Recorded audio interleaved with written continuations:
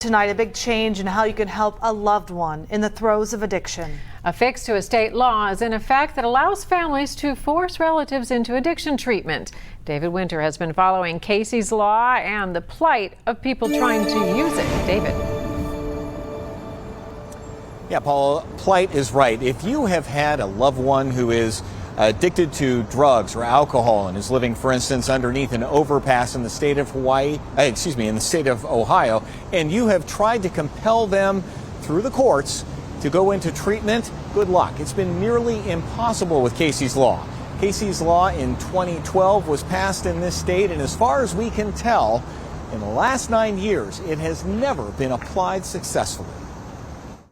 It's been a day that we've waited a long time for. Charlotte Wethington at a press conference today in Hamilton County Probate Court. She wears a picture of her son Casey, the unfortunate namesake of Casey's Law, around her neck. 19 years on the 19th of August that we lost Casey, and there are days that I feel like it was yesterday. You never get over it. But through her grief, Charlotte got Casey's Law passed, first in Kentucky in 2004, where it has worked well, and then in Ohio in 2012, where it has not, due to restrictions that made the law prohibitive at best.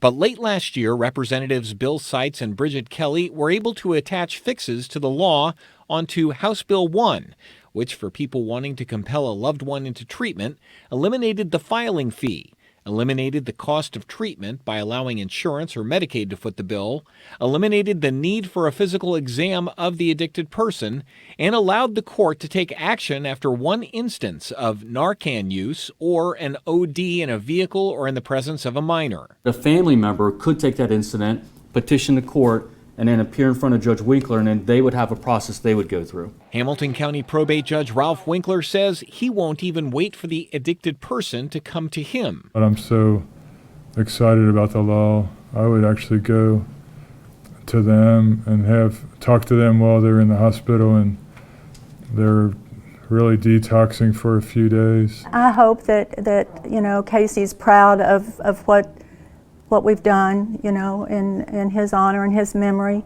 I never wanted Casey to be forgotten, every person is worthy of getting the kind of help that they need. The press conference today to get the word out about these fixes to Casey Law for anyone who may have tried to use it in the past or wants to use it now that they know that these fixes have taken place. These fixes have been in effect for 6 weeks now, and at least in Hamilton County, they have not been used at all. So again, I just want to get the word out. And this is all with the knowledge that 300 people so far this year have already died from overdoses in Hamilton County, suspected. Reporting live from under an overpass in Hamilton County, David Winter, back to you. So many families need this information. Thank you, David.